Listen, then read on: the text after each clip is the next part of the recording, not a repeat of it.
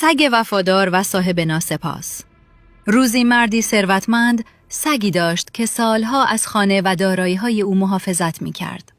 این سگ وفادار هر شب بیدار می‌ماند و از صاحبش مراقبت می‌کرد. اما با گذشت زمان سگ پیر و ضعیف شد. دیگر مانند گذشته نمی‌توانست بدود و نگهبانی کند. صاحبش که فقط به منفعت خود فکر می‌کرد، از سگ ناراضی شد و گفت: تو دیگر به درد من نمیخوری. سالها از تو نگهداری کردم، اما حالا فایده‌ای نداری. سگ با ناراحتی به صاحبش نگاه کرد، اما چیزی نگفت. چند روز بعد گروهی از دزدان تصمیم گرفتند شبانه وارد خانه مرد شوند.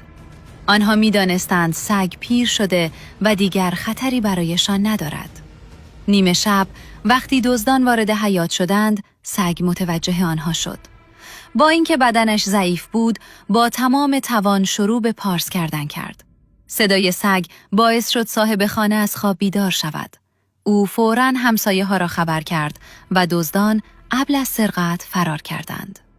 صبح روز بعد مرد فهمید که اگر سگ وفادارش نبود، تمام داراییش را از دست میداد. او نزد سگ رفت، دست بر سرش کشید و گفت: دوست وفادارم، من اشتباه کردم. ارزش تو را فقط زمانی فهمیدم که نزدیک بود همه چیزم را از دست بدهم. سگ آرام دم خود را تکان داد و کنار صاحبش نشست.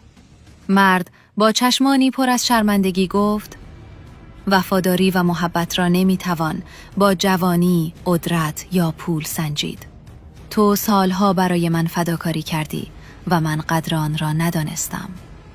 از آن روز به بعد او با مهربانی از سگ پیرش مراقبت کرد و هرگز خدمات و وفاداری او را فراموش نکرد. پیام داستان: وفاداری و محبت واقعی ارزشمندترین دارایی‌های زندگی هستند.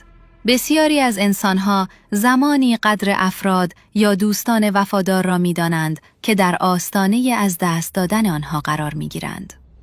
انسان نباید خوبی‌ها و فداکاری‌های دیگران را فقط به خاطر کاهش توانایی یا تغییر شرایط فراموش کند.